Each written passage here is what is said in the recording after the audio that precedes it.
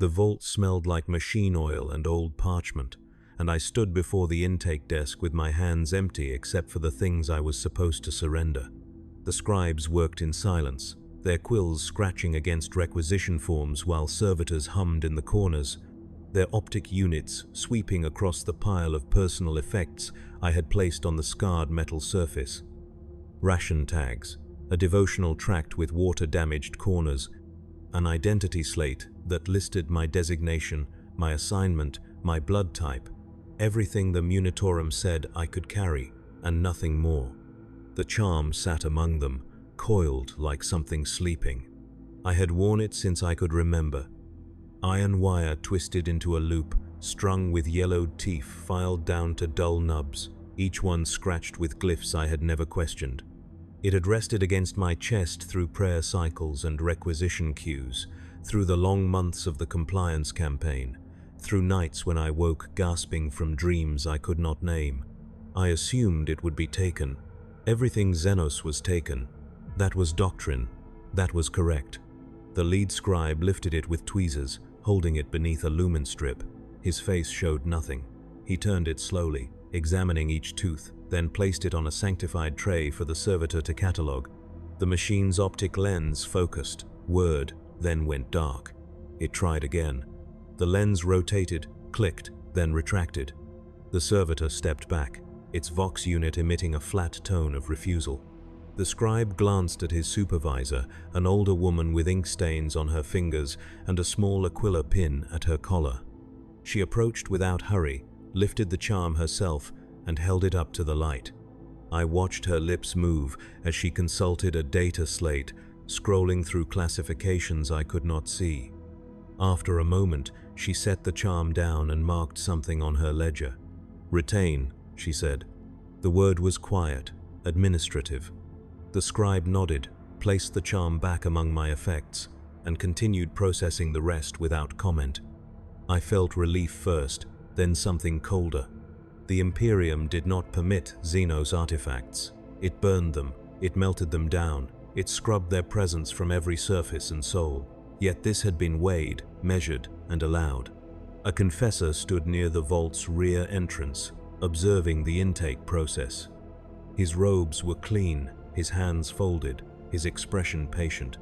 When the scribe finished and gestured for me to reclaim my belongings, the confessor stepped forward and raised one hand in a gesture that was not quite blessing. "The Emperor protects those who serve," he said. I nodded. I knew the response. "In service, we are pure." He studied me for a moment longer, then stepped aside. I gathered my things, the charm last.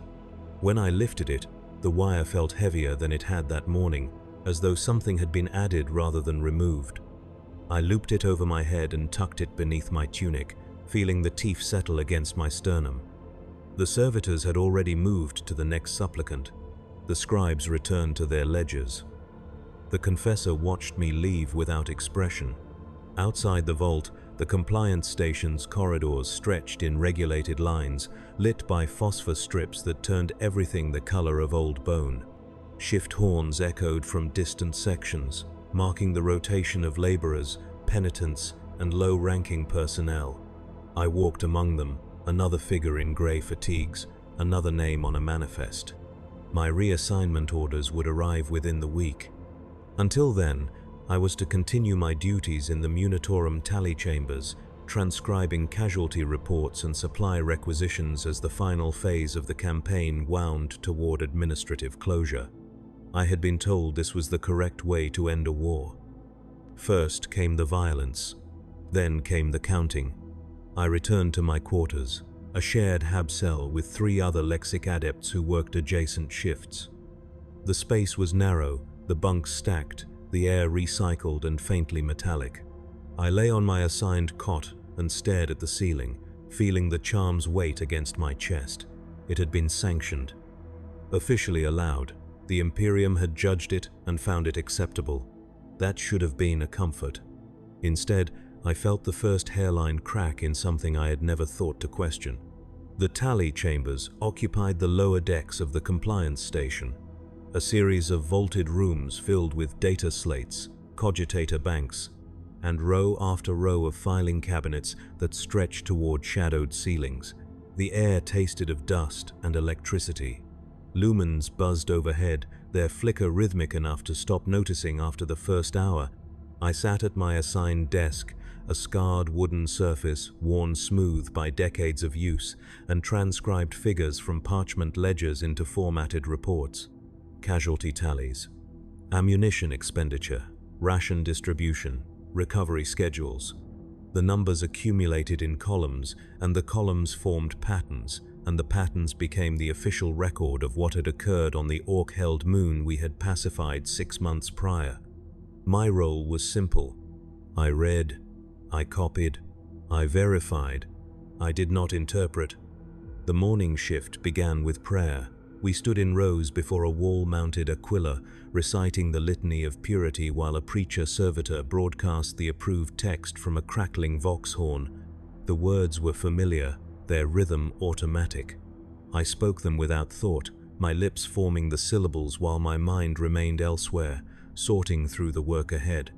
Humanity is pure through obedience. Xenos are the corruption of form and thought. To permit their existence is to invite damnation. To purge them is to serve the Emperor's will. I believed this. I had been taught to believe it. The Imperium had recovered me from a greenskin-held manufactorum when I was 12 Terran years old, malnourished and unable to speak High Gothic, raised feral among wreckage and violence. I had no memory of parents, no family, no origin beyond the official summary filed in my personnel record, found alive, linguistically intact, no surviving relatives, corrective indoctrination successful. The process had worked. I learned the language, I learned the prayers. I learned to hate orcs with the same reflexive certainty I learned to breathe. Whatever I had been before recovery did not matter. What mattered was what I had become, useful, obedient, and correctly aligned with Imperial doctrine. The preacher-servitor's broadcast ended, and we returned to our desks. I opened the first ledger of the shift, a bound volume containing after-action reports from the moon's final contested sectors. The handwriting varied, some entries precise and others hurried, ink smudged where hands had been unsteady. I began transcribing, converting narrative descriptions into quantified data. Third Company, Cadian 408th. Engagement. Sector 12, Grid Kappa 7. Enemy forces. Ork War Party, estimated 40 combatants. Imperial casualties, 11 dead, 16 wounded. Enemy casualties, total annihilation. Duration, 4 hours, 17 minutes. I copied the figures into the appropriate fields. My handwriting was even, my numbers clear. The work required no creativity, only accuracy. I found comfort in that. There was no ambiguity in a casualty count, no uncertainty in ammunition expenditure. The numbers were absolute, and absolutes were safe. Halfway through the ledger, I encountered a discrepancy. A unit listed as lost during an ambush in Grid Kappa 7 appeared again 3 weeks later, engaging Ork forces in Grid Kappa 9. I paused, cross-referencing the dates. The notation was clear, total casualties. Yet the unit designation reappeared, intact and operational, with no explanation for reconstitution. I checked the supply ledgers. No replacement personnel had been dispatched. No reinforcements logged. The unit should not have existed. I marked the discrepancy with a notation slip and continued. It was not my role to resolve inconsistencies, only to identify them. The supervising adjutant would review my notes and determine whether correction was required. I moved to the next entry, then the next, maintaining rhythm. But the pattern repeated. Units declared lost, units reappearing, casualty counts that did not reconcile with subsequent engagement reports. The more I transcribed, the more I noticed gaps that should have troubled me. Yet my unease was not analytical. It was something deeper, something closer to recognition. I knew these gaps. I could not explain how, but I understood what had occurred in those missing intervals. Ork movements were not random. Their assaults followed rhythms that Imperial strategists often misread as chaos. but I saw the intention beneath the noise. I saw the coordination that came not from command structure but from something older, something primal. I did not write this in my notes. I did not speak it aloud. I continued transcribing, the quill scratching steadily across the parchment, and when the shift horn sounded 6 hours later, I stood and filed my completed reports without comment. The supervising adjutant, a lean man named Vorsek with a bionic eye and a voice like grinding metal, reviewed my work at the end of each week. He sat across from me in a small-shan review chamber lit by a single overhead lumen, his augmetic eye clicking as it scanned my transcriptions. He never spoke unnecessarily. He assessed, approved, and dismissed. This time, he lingered on the discrepancy notes. "You flagged 17 inconsistencies," he said. "Yes, sir." "All from grid kappa sectors." "Yes, sir." He tapped the parchment with one finger, the augmetic digits clicking softly. "You have a theory." I hesitated. Theories were not my function. "No, sir. Only observations." "Observations," he repeated. His organic eye studied me while the augmetic continued scanning the text. "You believe these are errors in reporting?" "I do not know, sir." "But you marked them. Procedure requires notation of discrepancies." He nodded slowly, then set the parchment aside. "The cogitators missed these." "I missed these. You did not." I said nothing. "Your personnel file indicates recovery from the same moon," he continued. "Sector unspecified, age 12. Do you remember it?" "No, sir, not clearly." "But you remember something." I met his gaze. "I remember noise, heat, movement. Nothing that forms into images." He studied me a moment longer, then leaned back. "You have been reassigned. Effective next week. Forward liaison support. Translation work." "Translation, sir?" "Glyph parsing. Xenos communication patterns. Your recovery file noted linguistic retention. Command believes it may prove useful." He paused. "This is not a promotion. This is utilization." "I understand, sir." "Do you?" I did not answer. He dismissed me with a gesture, and I stood, saluted, and left the review chamber. The charm shifted against my chest as I walked, heavier than it should have been, warmer than the station's recycled air could explain. Utilization. The word followed me through the corridors, quiet and deliberate. The confession chamber was small, barely large enough for 2 figures. I knelt on the worn stone floor while the confessor sat behind a screen, his silhouette visible but indistinct. Incense burned in a brass censer, filling the air with sweetness that did not quite mask the underlying smell of sweat and old fear. This was routine. Every lexic adept attended confession weekly, a requirement meant to prevent spiritual drift and ensure doctrinal alignment. I recited the opening prayer, my voice steady. "I confess my thoughts before the Emperor. I confess my doubts before his servants. I seek absolution through truth." The confessor's voice emerged soft and patient. "Speak, child." I paused, organizing my thoughts. "I have experienced intrusive recollections, sensations without clear source. I fear they may indicate residual corruption from my early years." "Describe them." "Rhythms, patterns of sound, a sense of familiarity when reviewing Xeno's activity reports. Nothing that forms into coherent memory, only impressions that feel correct." "Correct," the confessor repeated. "An interesting choice of word. I do not know what else to call it. Does this correctness conflict with imperial doctrine?" I considered. "Not yet. But you fear it may." "Yes."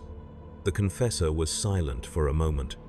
I heard the rustle of fabric, the creak of wood as he shifted weight. When he spoke again, his tone had not changed. "The Emperor protects those who serve. Corruption is not inherited, child. It is chosen. You were recovered. You were cleansed. You recite the catechisms without hesitation. Your faith functions. That is sufficient. And the sensations?" "Scars," he said simply. The body remembers trauma even when the mind does not. This is not corruption. This is evidence of survival. Do not conflate the two. I wanted to believe him. The words were structurally sound, their logic clear. Yet something in me resisted, a quiet insistence that survival and corruption were not as separate as he claimed. I will pray for clarity, I said. Good. The Emperor hears all prayers. Not all receive the answers they expect, but all receive the answers they require. He administered absolution with a brief blessing, his hand raised toward the screen. I recited the closing prayer, rose, and left the chamber. Outside, the corridor stretched empty and silent. I walked slowly, feeling the charm's weight against my sternum, and when I reached my quarters, I lay on my bunk and stared at the ceiling until sleep came. I dreamed of heat and noise. I dreamed of laughter that was not laughter, of voices layered over voices, of movement that had no beginning and no end. I woke gasping, my tunic soaked with sweat, and the charm was hot against my skin. I did not return to confession. The forward liaison barracks occupied a converted storage facility on the station's outer ring, closer to the docking bays and the constant hum of arriving transports. The space was louder than the tally chambers, filled with the clang of equipment and the rough cadence of soldier speech. I arrived with my reassignment orders and a single duffel containing my approved possessions. A sergeant with a scarred jaw and tired eyes glanced at my identification slate, grunted, and pointed toward an empty bunk. Lexic Adept, translation duty. You report to Lieutenant Khan. He is in the briefing annex. Do not waste his time. I nodded, stowed my duffel, and made my way through the barracks. Guardsmen moved around me, their uniforms worn and their boots caked with dried mud. They did not acknowledge me. I was support personnel, not infantry, and the distinction was clear in posture and proximity. The briefing annex was a narrow room dominated by a hololithic display table projecting a topographical map of the moon's contested zones. Lieutenant Khan stood before it, hands clasped behind his back, studying red markers that indicated Ork activity. He was older than I expected, his hair gray at the temples, his face lined with fatigue that went deeper than lack of sleep. I saluted. He returned it absently. Lexic Adept, you are the translator. Yes, sir. Good. We have picts from yesterday's patrol. Glyphs on wreckage. Command wants confirmation of intent. He gestured toward a data slate on the table. Begin. I lifted the slate and examined the images. Crude markings scratched into metal, paint applied in thick strokes, glyphs layered over older glyphs. I recognized them immediately, not through training, not through study. I simply knew. Supply cache marker, I said. Recent, within the last 72 hours. Khan glanced at me. You are certain? Yes, sir. How? I hesitated. The layering, the paint application, the placement relative to structural damage. He studied me a moment longer, then nodded. Continue. I moved through the images, translating each one. Territorial markers, warning signs, directions toward rallying points. The meanings emerged without effort, without hesitation. I spoke them aloud, and Khan noted each one, his expression unchanging. When I finished, he set the slate aside. Your file said linguistic retention. It did not mention fluency. I was not aware I was fluent, sir. Yet you translated 23 glyphs in under 5 minutes. I had no answer. You will accompany 3rd Squad on patrol tomorrow, he said. Observation only. If you identify active markers, you report immediately. Understood? Yes, sir. He dismissed me, and I returned to the barracks. The guardsmen were preparing for evening meal, their voices loud and their movements loose with the comfort of routine. I sat on my bunk and removed the charm from beneath my tunic, holding it in my palm. The teeth caught the light, their surfaces scratched with glyphs I had carried for years without understanding. Now I understood. I looped the charm back over my head and lay down, feeling the barracks noise wash over me. Somewhere in the cadence of voices and clattering equipment, I heard rhythms I recognized, patterns that felt correct. I closed my eyes and let them settle. The patrol moved through ruined manufactoria at dawn. 6 guardsmen in flak armor with lasguns held ready, their breaths visible in the cold air. I walked among them wearing a borrowed flak vest and carrying nothing but a data slate and a vox bead for communication. The ruins stretched in all directions, twisted metal and shattered rockrete forming a landscape of collapse. The sky above was grey and low, heavy with ash that fell like slow rain. Sergeant Venn led the patrol, a compact woman with a burn scar across her left cheek and a voice that carried without shouting. She moved with practiced efficiency, signaling turns and halts with minimal gesture. The guardsmen responded without hesitation, their formation tight and their eyes scanning the wreckage for movement. I felt the space differently, not through sight, but through pressure. The ruins had weight, density, intention. Certain paths felt open, others felt closed. I could not explain this, so I said nothing, following the patrol's rhythm and keeping my observations internal. We reached a collapsed storage depot marked on Khan's map as a suspected cache point. Venn raised one hand, halting the squad. She gestured for me to approach. "Glyphs," she said, pointing toward a section of wall. I moved forward, studying the markings. Fresh paint, recent application. The strokes were confident, applied quickly. I read them without thinking. "Rally point," I said. "Active. Used within the last day." Venn nodded and voxed the information back to command. The squad adjusted formation, eyes sweeping the perimeter. I felt tension increase, a sharpening of attention that raised the hair on my neck. I scanned the ruins, looking for movement, but saw nothing. Yet I felt presence. The sensation was physical, a pressure at the base of my skull that indicated proximity without specifying direction. I turned slowly, examining the wreckage, and my gaze settled on a gap between 2 collapsed walls.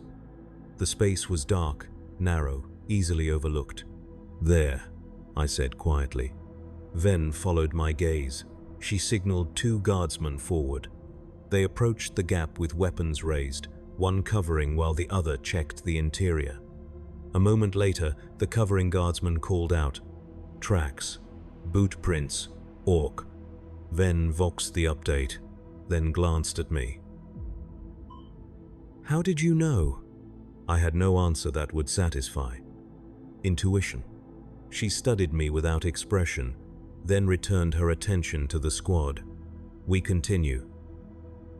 The patrol moved on, and I followed, feeling the pressure shift and settle as we navigated the ruins. Twice more I identified markers before the squad's scouts noticed them. Twice more Venn voxed the information without comment. When we returned to the barracks 4 hours later, she dismissed the squad and gestured for me to follow her to the briefing annex. Lieutenant Khan was waiting. Venn delivered her report, concise and factual, then added a single observation. The lexic adept identified 3 markers and 1 concealed path before visual confirmation. Response time averaged 6 seconds ahead of squad awareness. Khan's expression did not change. "Ahead." "Yes, sir." He looked at me. "Explain." I struggled for words. Spatial recognition, pattern familiarity. I cannot articulate the process. "You anticipated." I recognized. Recognized what? I felt the charm's weight against my chest. Intent, placement logic, the way Orks organize space. Khan was silent for a long moment, then he nodded. "You will accompany all forward patrols until further notice. Sergeant Venn will integrate you into rotation." "Yes, sir." He dismissed us both. Outside the annex, Venn walked beside me without speaking. We reached the barracks, and she paused at the entrance. "You make the squad nervous," she said. "I am only observing. You are doing more than that. They feel it. I feel it." She studied me with the same neutral assessment she had used in the ruins. "Whatever you are doing, keep doing it. Results matter more than comfort." She left me standing in the corridor. I returned to my bunk and sat in silence, listening to the barracks noise. The guardsmen's voices carried the same rhythms I had heard before, the same patterns that felt correct. I closed my eyes and let the sound wash over me, and for the first time since reassignment, I felt something close to belonging. It should have alarmed me. It did not. The patrols continued. Days blurred into routine. I walked among the guardsmen, identifying markers, anticipating paths, noting shifts in the ruins' pressure. My accuracy improved. Ven stopped questioning my observations. The squad began adjusting their movements based on my signals, a subtle recalibration that occurred without discussion or formal acknowledgement. I noticed other changes. The guardsmen's conversations grew louder when I was present. Their laughter came easier. Their aggression sharpened during engagements, their movements more decisive, their fire discipline tighter. They did not cluster around me consciously, yet formation patterns shifted, placing me at an intuitive center. No one remarked on this. No one questioned it. The changes were small enough to pass as coincidence, significant enough to alter outcomes. We encountered Ork scouts on the third week. A small group, 6 greenskins scavenging among collapsed structures. Ven called for engagement, and the squad opened fire. The Orks responded with characteristic aggression, charging directly into the barrage. 4 fell immediately.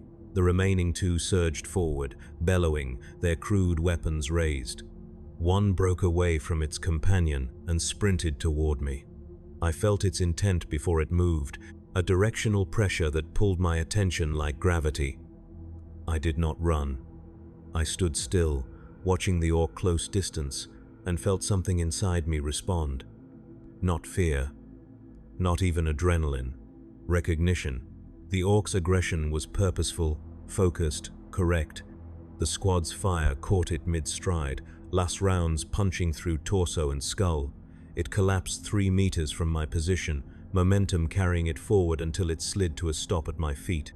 I looked down at the corpse, studying its crude armor and the glyphs scratched into metal plates. The markings were territorial, possessive. It had recognized me. Ven approached, weapon still raised. You did not move. I did not need to. It came straight for you. Yes. She stared at the corpse, then at me. Why? I had no answer she would accept. Aggression seeks focal points. That is not an answer. It is the only one I have. She did not press. She ordered the squad to secure the area, and we continued the patrol. But the pressure inside my skull had increased, settling into a low hum that persisted even after we returned to the barracks. I lay on my bunk that night, staring at the ceiling, and felt the charm pulse against my chest in rhythm with my heartbeat. Something had shifted. Something had been confirmed. I recited the litany of purity until sleep came, but the words felt hollow, recited by rote rather than conviction. The first true fracture came during a night shift audit, a task I had requested to avoid the barracks' increasing noise. I sat alone in the tally chambers, surrounded by ledgers and the hum of dormant cogitators, transcribing data by the light of a single overhead lumen. The work was familiar, comforting in its repetition. Numbers accumulated, patterns emerged. I copied them without interpretation. Halfway through the shift, I encountered another discrepancy. A guard unit engaged in Grid Kappa 12 reported total casualties, yet reappeared 2 weeks later in an unrelated sector with no explanation. I cross-referenced supply logs, personnel manifests, and engagement reports. No replacements, no reinforcements. The unit should not have existed. I set the ledger aside and accessed the cogitator archives, searching for similar patterns. The system processed my query slowly, its machine spirit sluggish from disuse. Results populated the screen in green text, 17 additional cases, units declared lost, then reappearing, casualty counts that did not reconcile. I examined each case. The pattern was consistent. Ork counterattacks following Imperial declarations of victory. Greenskin forces reforming in sectors already pacified. Coordination that defied strategic analysis. I understood then. Not through deduction, but through recognition. Ork forces did not operate on imperial logic. They moved through belief, through momentum, through the raw conviction that fighting was purpose enough. Declaring them destroyed did not destroy them. It only redistributed their presence, pulling scattered groups toward new focal points, new pressures, new conflicts. The Imperium's mistake was assuming annihilation. The Orks' advantage was assuming continuation. I typed a notation into the report, a single sentence summarizing the pattern, then I deleted it, wrote it again, deleted it again. The observation was correct, but correctness did not determine whether it should be recorded. I sat in silence, hands resting on the cogitator's input keys, and felt the charm's weight against my chest. The teeth shifted slightly, scraping fabric. I wrote the observation a third time and left it. When I submitted the completed audit at shift's end, the supervising scribe reviewed it without comment. The notation passed into the official record, one sentence among thousands, unremarkable and unquestioned. But I knew what I had done. I had articulated Zeno's logic within an imperial document. I had translated understanding into language the system could process. The contamination was no longer passive, it was functional.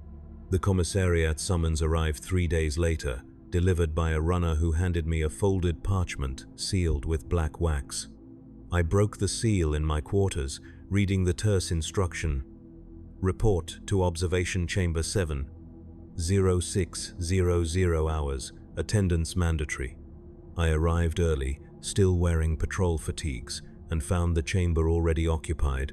A commissar stood near the rear wall, hands clasped behind his back, his peaked cap casting shadow across his face.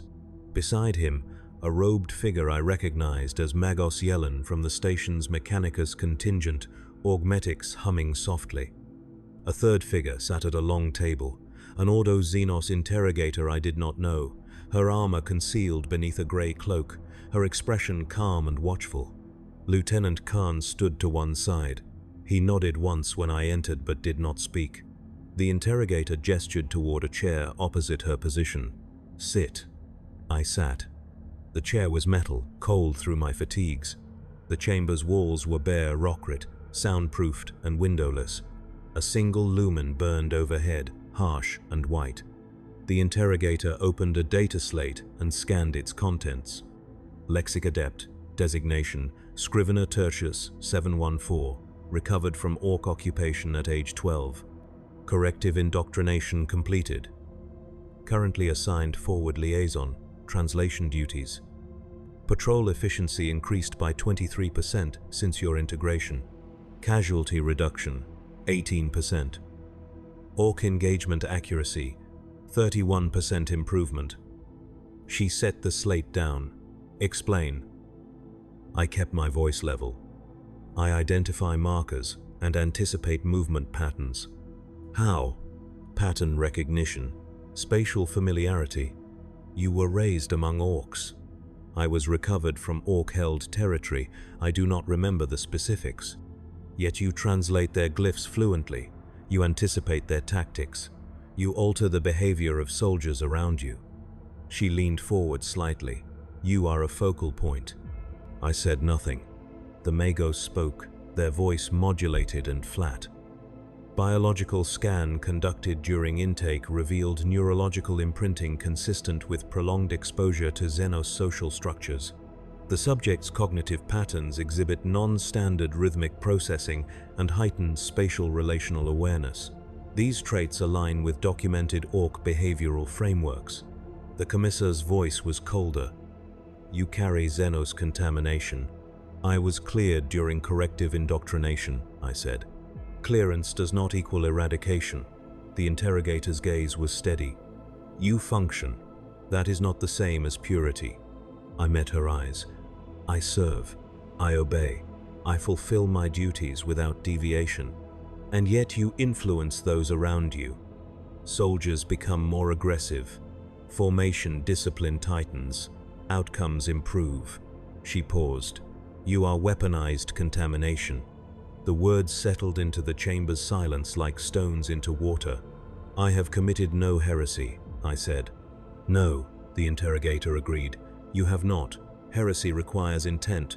What you carry is imprint, residue, a structural alteration that the Imperium has measured and documented. She gestured toward the data slate. You are not the first. Precedent cases exist. Humans recovered from extended Ork exposure exhibit similar traits. They are not purged, they are utilized. I felt the charm shift against my chest. Utilized. Correct. The Imperium does not waste resources. You are a probability anchor, a focal point that draws Xeno's aggression and enhances Imperial aggression in turn. Your presence alters battlefield dynamics in measurable, repeatable ways. She closed the slate. This is not condemnation. This is classification. The commissar stepped forward. You will continue your current duties. Oversight will increase. Behavioral monitoring will be constant. Deviation from doctrinal compliance will result in immediate termination. I understand. Do you? The interrogator's tone had not changed. You understand that you are not being saved. You are being kept. There is a difference. I nodded slowly. Yes. Good. She stood, dismissed. I rose, saluted, and left the chamber. Outside, the corridor stretched empty and cold. I walked back to the barracks, feeling the charm's weight heavier than before, and when I reached my bunk, I sat in silence, hands folded, staring at nothing.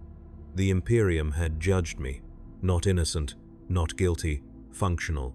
The contamination was sanctioned. The shifts continued. Patrols, audits, translation work.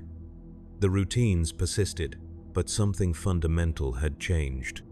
I was aware now of the observation, the constant surveillance that tracked my movements and interactions. Commissariat officers appeared during patrols, watching from a distance. Data slates recorded my translations. Patrol reports included behavioral notes on squad cohesion and aggression patterns. I was being documented, measured, my utility quantified. The guardsmen noticed. They did not speak of it directly, but their glances carried awareness. Conversations quieted when I approached. Laughter became more guarded. Yet during patrols, the clustering persisted. They still orbited my position. They still adjusted movements based on my signals. The system had confirmed what they already sensed. Ven addressed it during a briefing, her tone blunt and factual. Command has classified the Lexic Adept as operational enhancement. His presence increases efficiency. This is now official doctrine. Adjust accordingly. The squad accepted this without question. Doctrine was doctrine. If Command said I was useful, I was useful. The reason did not matter. I felt the weight of that acceptance settle over me like a second skin. Sleep became difficult. I lay on my bunk, listening to the barracks noise, and felt rhythms that no longer seemed external. The guardsmen's voices carried patterns I recognized not through hearing but through something deeper, something wired into reflex and instinct. I closed my eyes and heard laughter that was not laughter, speech that was not speech, a cadence that pulled at something inside me I could not name. I dreamed of heat and movement. I dreamed of voices layered over voices, of belonging without question, of purpose that required no justification. I woke gasping, the charm hot against my chest, and recited the litany of purity until my breathing steadied. The words still came automatically, but they no longer felt like mine. The second observation session occurred without warning. I was summoned mid-shift, escorted by 2 commissariat troopers to a different chamber, smaller and more clinical. The Magos waited, flanked by servitors carrying medical equipment. The interrogator stood near the wall, watching. I was ordered to remove my tunic. I complied. The charm hung visible against my chest, the teeth catching the lumen's light. The Magos approached, scanner devices humming as they swept my body. Readouts populated screens I could not see. The servitors took blood samples, tissue scrapings, neural activity recordings. The process was efficient and impersonal. When it finished, the Magas reviewed the data, augmetic eyes clicking. Neurological imprinting has deepened. Synaptic pathways exhibit increased xenos-aligned processing. Subject remains cognitively stable, but demonstrates enhanced nonverbal pattern recognition and spatial threat assessment. Translation, the interrogator said. The contamination is progressing. It is also stabilizing. The subject is adapting. Adapting, I repeated quietly. The Magos turned to me. Your brain is restructuring itself to accommodate Xenos-derived cognitive frameworks.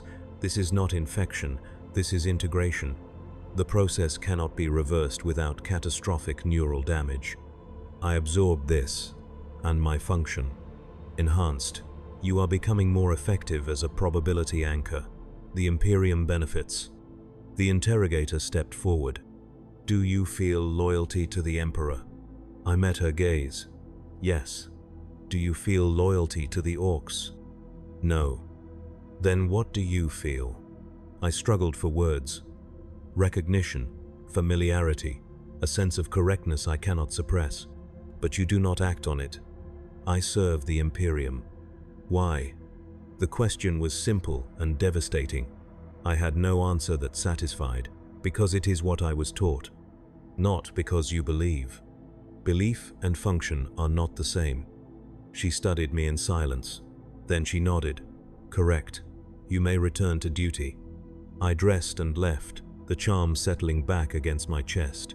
Outside, the station's corridors stretched in regulated lines, and I walked among them, another figure in fatigues, another designation in a manifest. I was kept, not saved. The distinction was absolute. The patrol that changed everything occurred 3 weeks later. Standard reconnaissance, 6 guardsmen plus myself, moving through sectors marked as pacified but requiring verification. The ruins stretched in familiar patterns, wreckage and ash, and the smell of old burning. We moved in tight formation, weapons ready, eyes scanning for movement. I felt the pressure shift before visual confirmation, a weight in the air, a directional pull that indicated proximity. I raised one hand, signaling halt. Ven responded immediately, the squad freezing. Contact, I said quietly. Where? I pointed toward a collapsed refinery structure, its walls sagging and its roof open to the sky. Inside, multiple. Ven voxed command, then gestured the squad into cover. We waited, weapons trained on the structure. Minutes passed, no movement, no sound. Then the Orks emerged. Not charging, walking. A group of 8, moving with deliberate purpose, weapons lowered. They stopped 30 meters from our position and stood watching. Their armor was crude, their bodies massive, their tusked faces expressionless. The largest stepped forward. It raised one hand, palm open, and spoke. The language was guttural, layered, rhythmic. I understood every word. Come, talk, no fight, not now. Ven's voice was tight. What did it say? I translated automatically. Then I stopped, realizing what I had done. It wants to talk, I said. Orks do not negotiate. This one does. The Ork spoke again. You, small one, you know, come. It was looking at me. Ven's weapon did not waver. We engage. Wait, I said. That is not your call. It recognized me. The words hung in the air. Ven glanced at me, then at the Orks. Her finger rested on the trigger, but she did not fire. Explain. I could not. I stepped forward, moving past the squad's cover. Ven hissed a warning, but I kept walking. The Orks watched without moving. I stopped 10 meters away, close enough to see the glyphs scratched into their armor, close enough to smell their musk. The largest Ork tilted its head, studying me. Then it laughed, a deep rumbling sound. You small, but you got it. The knowing, the rightness. It tapped its chest. We feel it. You one of us. Sort of. I felt the charm's weight against my sternum. I am not. You got the teeth. You got the knowing. That enough? It gestured broadly. We fight you later. Not now. Now we just look. You look back. Equals. I am not your equal. You got the teeth, it repeated, as if this explained everything. Behind me, I heard Ven Vox command, her voice urgent. The Orks did not react. They stood waiting, patient in a way that defied everything I had been taught about their kind. I raised one hand slowly, fingers spread. The Ork mirrored the gesture. We stood like that for a moment, two figures acknowledging something neither could name. Then the Ork turned and walked back toward the refinery. The others followed. Within moments, they had disappeared into the wreckage. I returned to the squad. Ven grabbed my arm, her grip tight. What was that? Recognition. Of what? I pulled free gently. I do not know. She stared at me, then released me. We are returning to base, now. The patrol moved in silence, formation tight, eyes constantly scanning. No one spoke. When we reached the barracks, Ven ordered me directly to the briefing annex. Lieutenant Khan was already waiting, flanked by the interrogator. They had been watching, monitoring. They had seen everything. The interrogator spoke first. The Orks identified you. Yes. They did not attack. No. Why? I met her gaze. They recognized the contamination. She nodded slowly. Yes, they did. And you responded. I translated. I acknowledged. I did not engage. You stepped forward. You made contact. You established communication. They initiated contact. And you reciprocated. She paused. You are not just a probability anchor. You are a bridge. The Orks see you as kin, distorted, diminished, but kin nonetheless. The words settled into the chamber like a blade. I am human, I said. Yes, you are. But you are also something else. The Imperium has measured this, documented it, and decided it remains useful. She gestured toward Khan. Your reassignment is finalized, effective immediately. You are transferred to penal auxiliary support, morale and probability anchor attached to condemned units. Your name is removed from standard personnel roles. Memory sanitation was considered and deferred. The imprint functions better with intact recollection. I felt something inside me collapse. Penal auxiliary. Correct. You will serve among the condemned, the disposable, those already marked for expenditure. Your presence will increase their efficiency. Your influence will be maximized. This is not punishment. This is optimization. I have committed no crime. No, you have not.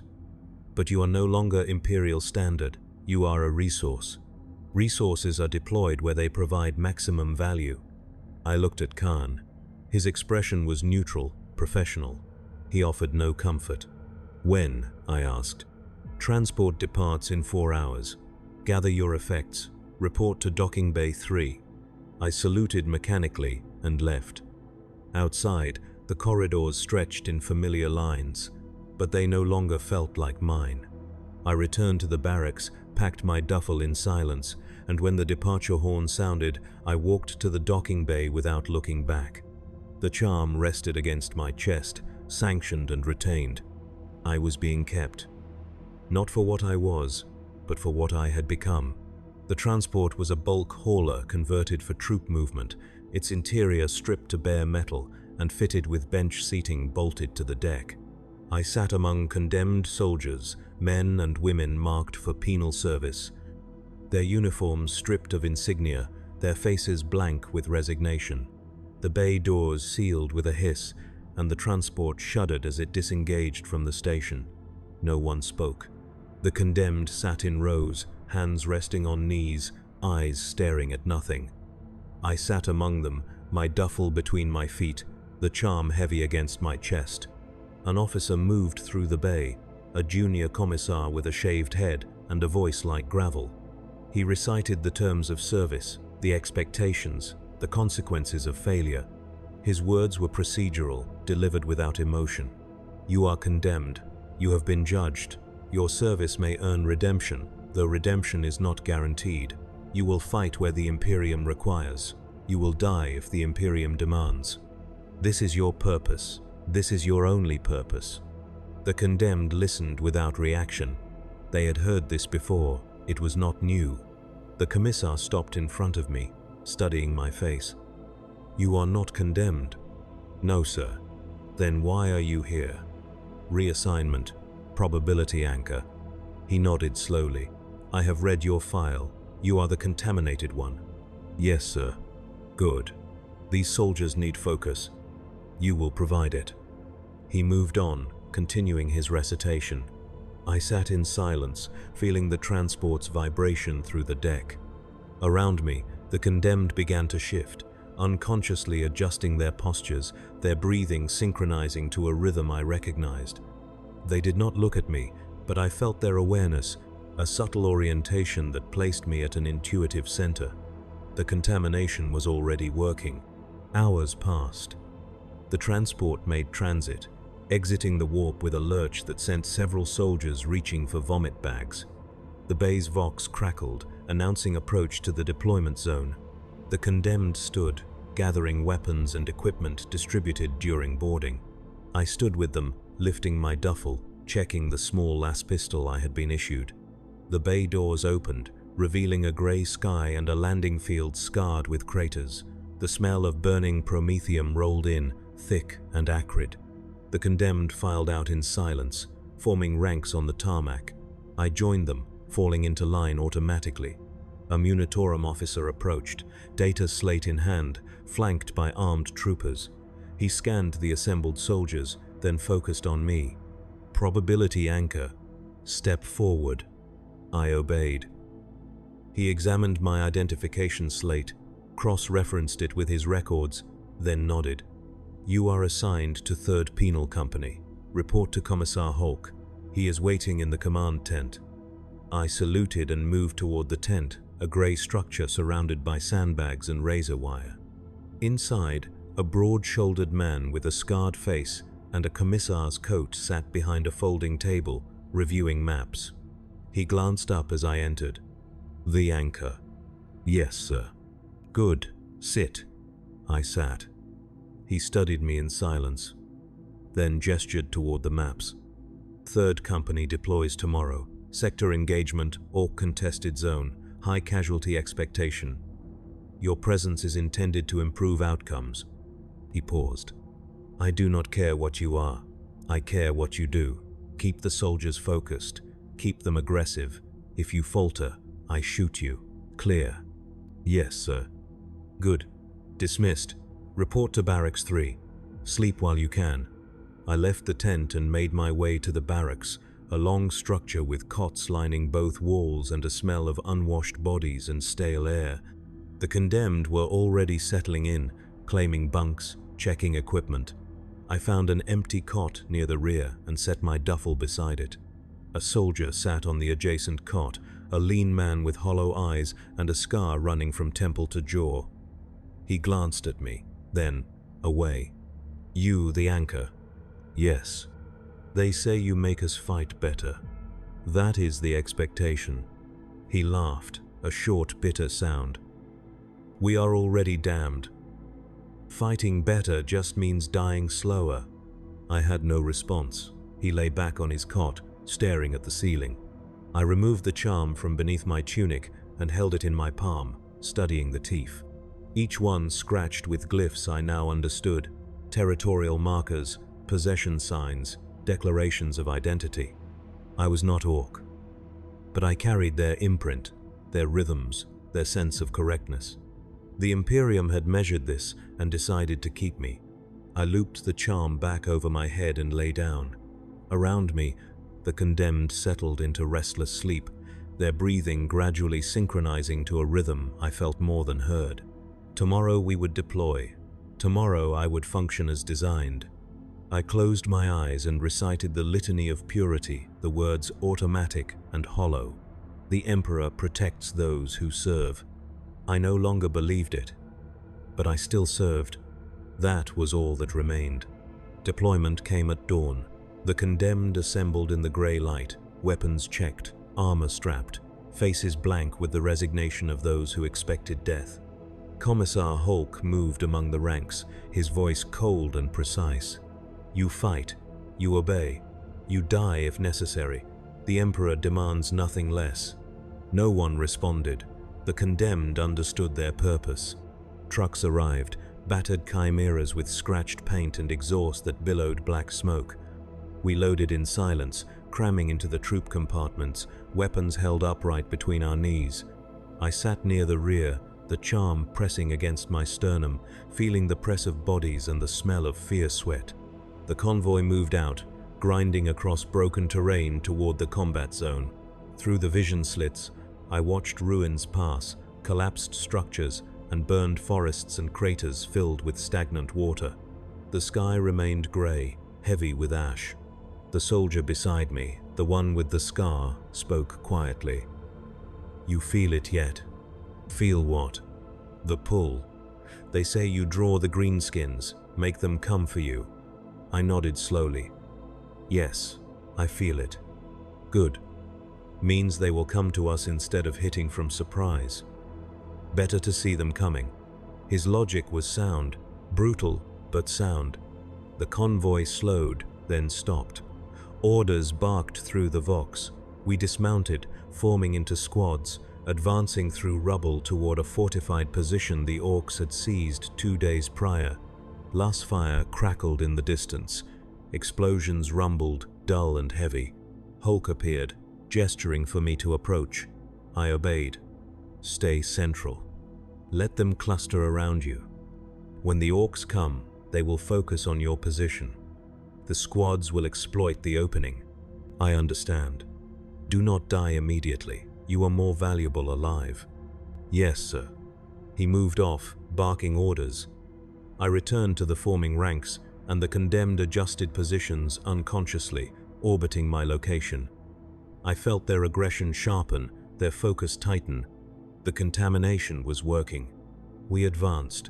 The ruins thickened, becoming a maze of collapsed walls and twisted metal.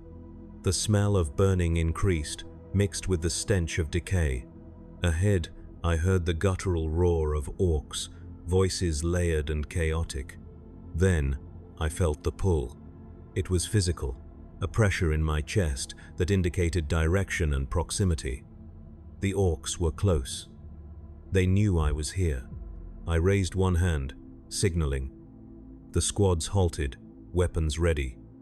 Silence stretched, broken only by the crackle of distant fire. Then they came. Orks poured from the ruins, bellowing, weapons raised. Not a mob, a focused surge directed specifically at our position. They saw me, they felt me, they charged. The condemned opened fire, last rounds cutting into green flesh. Orks fell, but more came, driven by momentum and the raw conviction that fighting was purpose enough. The front ranks crashed into our line, and the combat became close, brutal, chaotic. I fired my las pistol, the shots ineffective against armored bodies. An orc loomed before me, massive and tusked, its axe raised. I felt recognition pass between us, a moment of acknowledgement. Then a condemned soldier stepped between us, bayonet driving into the orc's throat. It gurgled, fell, and the soldier moved on without pause. The condemned fought with increased ferocity, their movements coordinated, their aggression focused. They protected my position without conscious intent, orbiting me like a center of gravity. The orcs surged toward me, and the condemned met them, holding the line through sheer violence. The battle lasted 17 minutes. When the last orc fell, silence returned, broken only by ragged breathing and the crackle of flames. Bodies lay everywhere, green and human mixed together. Hulk approached, scanning the casualties. 12 dead, 31 wounded. Orc force estimated at 60 combatants, total annihilation. He looked at me. Acceptable ratio. I nodded, unable to speak. Blood soaked my fatigues, none of it mine. The charm was hot against my chest, the teeth pulsing with residual heat. Reform. We continue. The condemned obeyed, dragging wounded to cover, scavenging ammunition from the dead. I stood among them, feeling their presence settle around me like a second skin. We advanced deeper into the ruins. The day stretched into hours, engagement after engagement, each battle drawing Orks toward my position, each defense held through the condemned's increased aggression. By nightfall, 3rd Company had reclaimed 3 fortified positions and eliminated an estimated 200 Ork combatants. The cost was 47 dead, 93 wounded. Hulk called it acceptable. The condemned did not celebrate. They settled into defensive positions, tending wounds, eating rations in silence.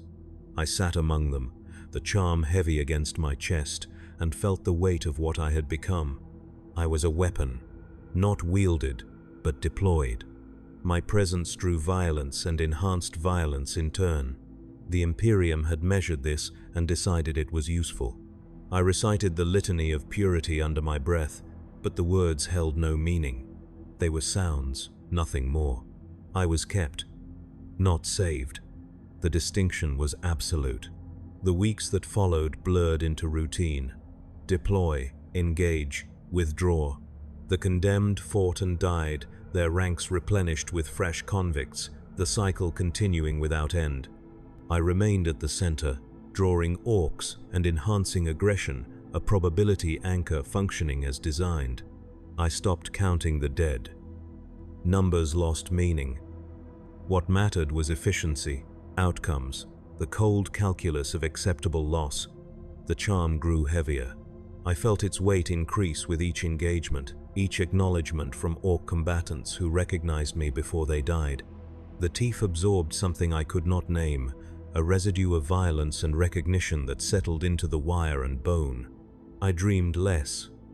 Sleep became shallow, punctuated by rhythms I no longer questioned.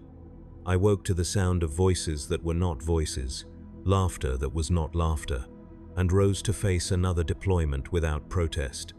The condemned orbited me constantly now, new arrivals adapted within days, their movements synchronizing, their aggression sharpening. They did not speak to me. They did not need to. My presence was sufficient. Hulk observed this without comment. His reports went up the chain, clinical and factual. I knew because I saw the data slates, the casualty ratios, the efficiency metrics. 3rd Company outperformed projections by 38%. Casualties remained high, but outcomes justified losses. I was optimized. 3 months into deployment, I was summoned to the command tent. Hulk sat behind his table, flanked by a Magos I did not recognize and an Ordo Xenos interrogator I had seen only in archived picts. Biological assessment, the Magos announced without preamble. Step forward. I obeyed. Scanners swept my body, data populating screens. The Magos reviewed results, augmetic eyes clicking.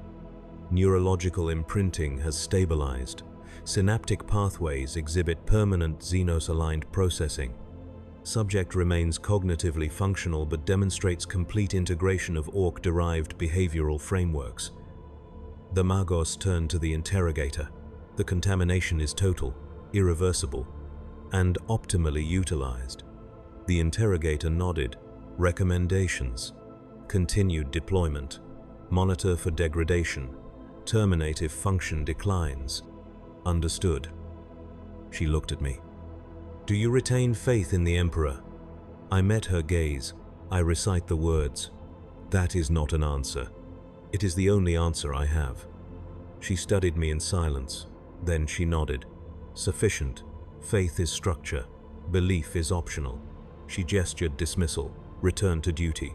I saluted and left. Outside, the sky was dark, heavy with clouds that promised rain. I stood in the command compound, feeling the charm's weight, and realized I no longer felt anything approaching doubt. I was what I was. The Imperium had decided I would continue until termination. That was all that remained. The transport back to the front arrived within the hour. I boarded without looking back. The months accumulated. Deployments blurred together. The condemned came and went, their faces interchangeable, their purpose identical. I remained constant, the anchor around which violence orbited. I stopped speaking unless required. Words felt unnecessary. The condemned understood my function without explanation. They clustered, fought, died, and were replaced. The cycle continued. I felt the Orks before engagement. Their presence a directional pressure I no longer questioned. I anticipated their movements, their surges, their focus. The condemned responded to my signals without hesitation, their trust absolute not through loyalty, but through proven results. We reclaimed sectors. We held ground. We advanced when ordered, and withdrew when required. The casualty ratios remained acceptable. The mission progressed. I no longer dreamed. Sleep became a blank space between deployments, empty and restful in its absence of content. The charm no longer felt separate from my body. It rested against my sternum like a second heart, pulsing with rhythms that matched my breathing. I was optimized. I was utilized. I was kept.